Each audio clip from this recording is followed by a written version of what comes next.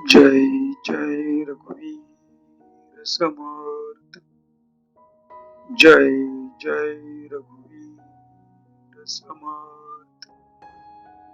जय जय रघुवीर समर्थ।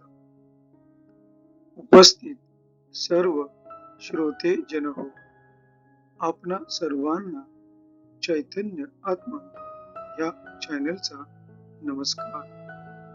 आपणा सर्वांचे ग्रंथ वाचनाच्या या उपक्रमात हार्दिक स्वागत। सर्वप्रथम आपणा सर्वांची क्षमा मागू इच्छितो की यासाठी की मागील 2 दिवस काही वैयक्तिक कारणास्तव ग्रंथ वाचन होऊ शकले नाही, तर त्या 2 दिवसांचे वाचन देखील आज आपण पूर्ण करणार आहोत, वेगवेगळ्या 3 भागांमध्ये। याची आपण सर्वांनी नोंद घ्यावी। तर आता आपण दिवस क्रमांक 237, तारीख 25 ऑगस्ट 2026, वार मंगळवार ह्या भागाचे वाचन करणार आहोत। सध्या आपण ग्रंथ वाचनाच्या या उपक्रमात समर्थ श्री रामदास स्वामी लिखित सार्थ श्री दासबोध या महान ग्रंथाचे क्रमशः वाचन करीत आहोत। तेव्हा आजच्या या ग्रंथ वाचनाच्या भागाची सुरुवात आपण समर्थ श्री रामदास स्वामी यांना गुरुवंदना अर्पण करूया। गुरुर् ब्रह्मा गुरुर्विष्णू गुरुर्देवो महेश्वरः। गुरु साक्षात् परब्रह्म तस्मै श्री गुरवे नमः। तस्मै श्री गुरवे नमः। तस्मै श्री गुरवे नमः।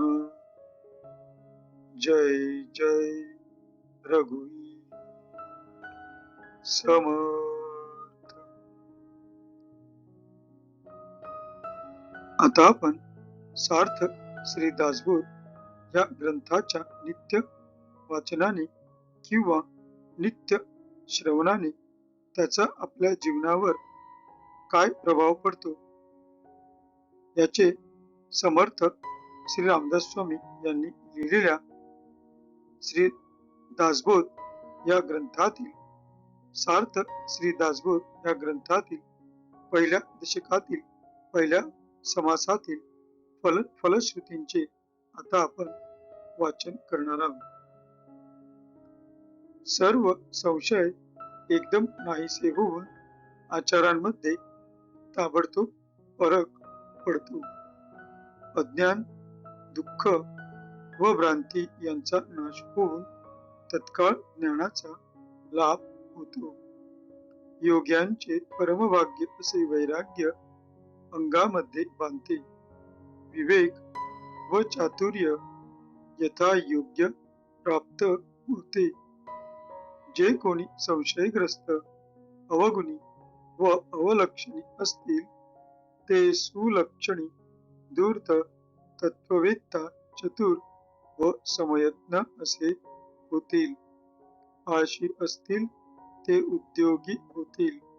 पाप्यांना पश्चाताप होऊन ते शुद्ध होतील। भक्ती मार्गाचे निंदक असतील तेही भक्ती मार्गाला वंदन करू लागतील। मूर्ख अति दक्ष होतील। हा ग्रंथ ऐकल्याने प्राण्याला उत्तम गती मिळेल। संसारातील अनेक उद्वेग नाश पावतील। अधोगती चुकून मनास विश्रांती आणि समाधान मिळेल। जय जय रघुवीर समर्थ। आता आपण सार्थ श्री दासबोध या ग्रंथाच्या क्रमशः वाचनास सुरुवात करीत आहोत. सध्या आपण या ग्रंथातील देव शोधनाचा या 6व्या दशकातील अनुर्वाच्य निरूपण या 10व्या समासाचे क्रमशः वाचन करीत आहोत.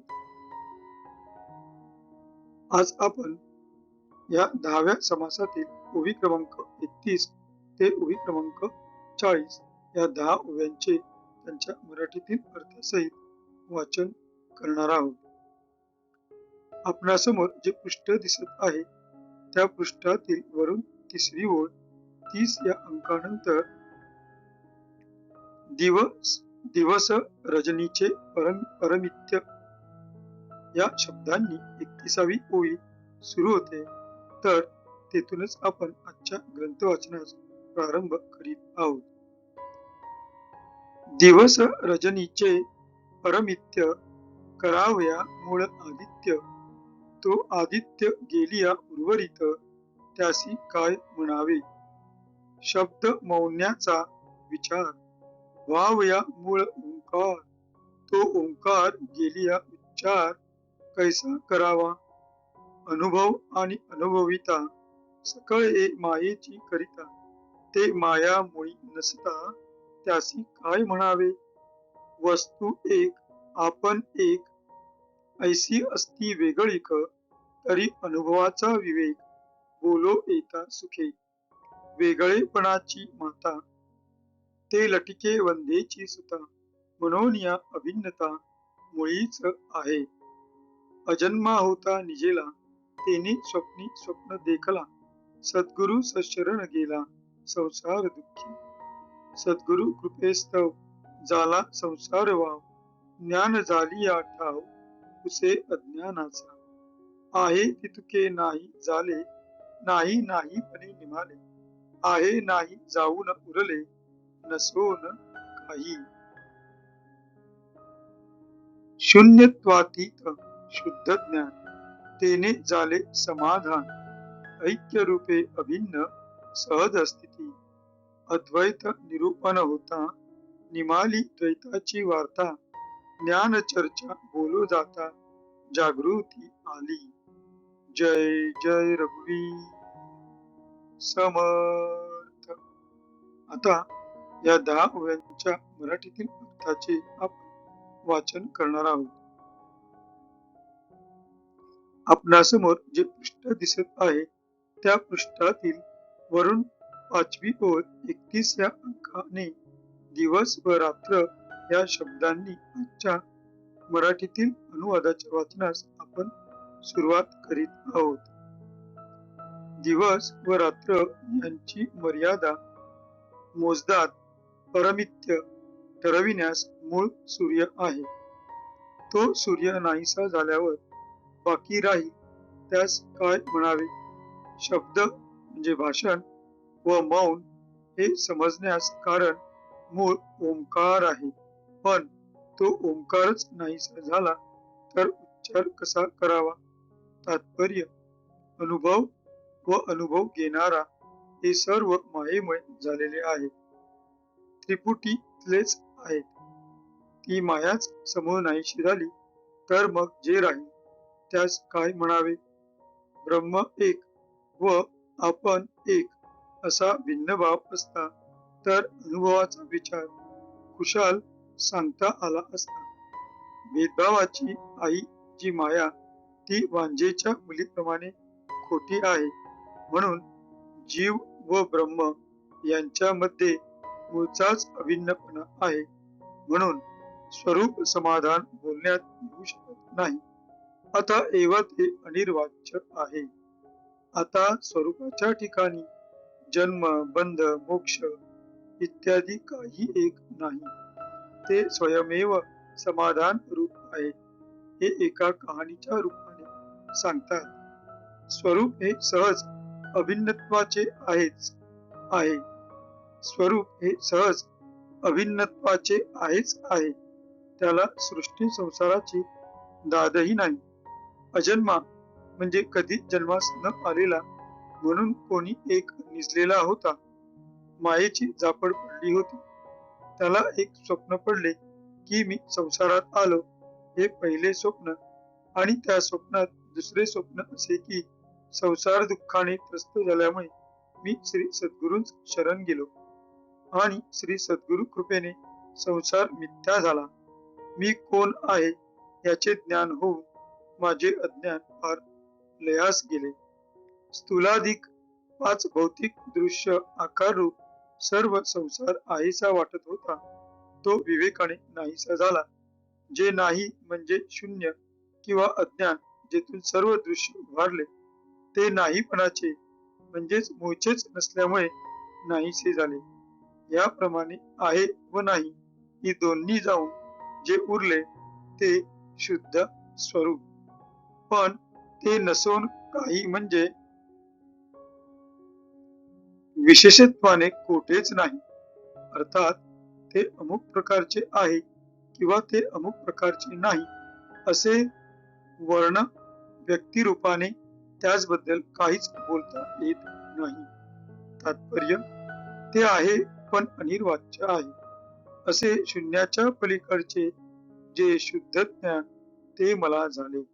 त्यामुळे माझे समाधान होऊन मी परमात्म्याशी एकरूप झालो व अभिन्न अशी सहज स्थिती मला लाभली. श्री सद्गुरु मुखाने अद्वैताचे निरूपण ऐकून द्वैताची सगळी गोष्ट संपली आणि आत्मज्ञानाची चर्चा करू लागल्याबरोबर स्वस्वरूपाची मी स्वरूप आहे अशी जागृती आली. असे हे स्वप्नातले स्वप्न पडले. जय जय रघुवीर समर्थ. आता कृतज्ञतापूर्वक समर्थ श्री रामदास स्वामी यांना वंदन करून आजच्या या ग्रंथ वाचनाच्या भागाची आपण सांगता करीत आहोत. शुकासारिके पूर्ण वैराग्य जाचे वसिष्ठा परी ज्ञान योगेश्वराचे कवी वाल्मिका सारिका मानी ऐसा नमस्कार माझा सद्गुरु रामदासा. जय जय रघुवीर समर्थ. उपस्थित सर्व श्रोतेजन हो, आपण सर्वांनी अगदी मन लावून ग्रंथाच्या या भागाचे श्रवण केले त्याबद्दल आपण सर्वांचे खूप खूप आभार. आपण सर्वांना अनेक अनेक धन्यवाद. भेटू पुढल्या भागात. जय जय रघुवीर समर्थ.